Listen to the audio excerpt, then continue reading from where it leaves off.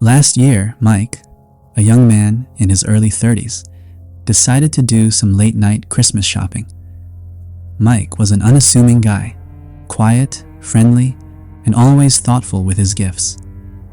He'd already bought a few things for his family and friends, but still had a couple more stops to make, including picking out something special for his fiancée. After leaving work a bit early, Mike headed to a nearby shopping plaza. The air was crisp, and the parking lot was sparsely filled.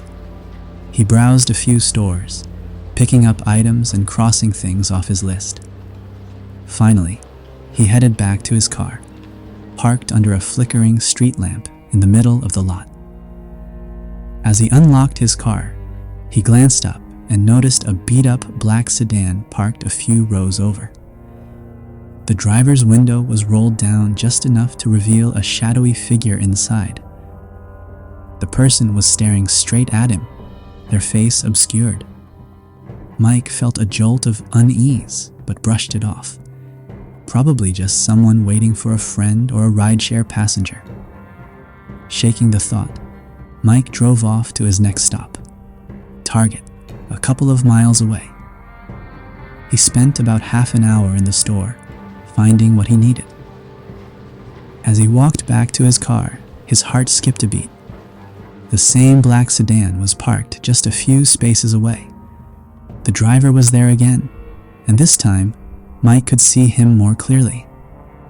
A man with pale, almost sickly skin, wearing a dark hoodie pulled low over his face, sat behind the wheel, his head slightly tilted as he watched.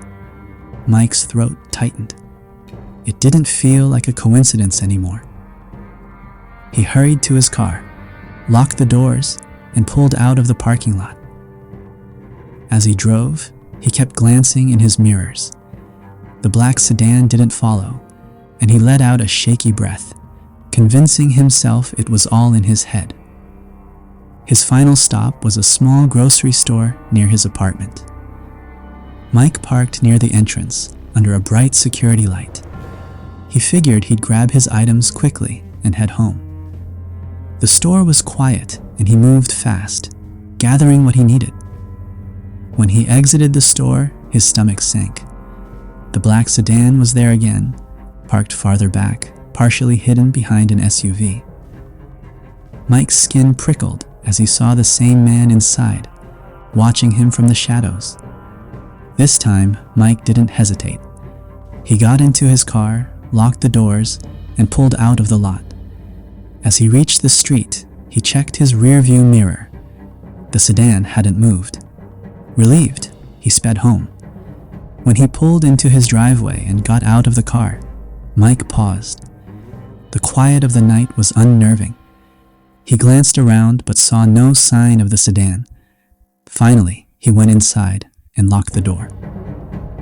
An hour later, as he was wrapping presents, Mike's phone buzzed with a text from an unknown number. "Nice place you've got here." His blood ran cold. Before he could react, his motion sensor light outside flicked on. Grabbing a kitchen knife, Mike approached the front window and peeked through the curtains. His heart nearly stopped. The black sedan was parked across the street, its headlights off. The man was standing on the sidewalk staring at the house. His hood was down now, and Mike could see his face, gaunt, expressionless, with hollow eyes that seemed almost inhuman.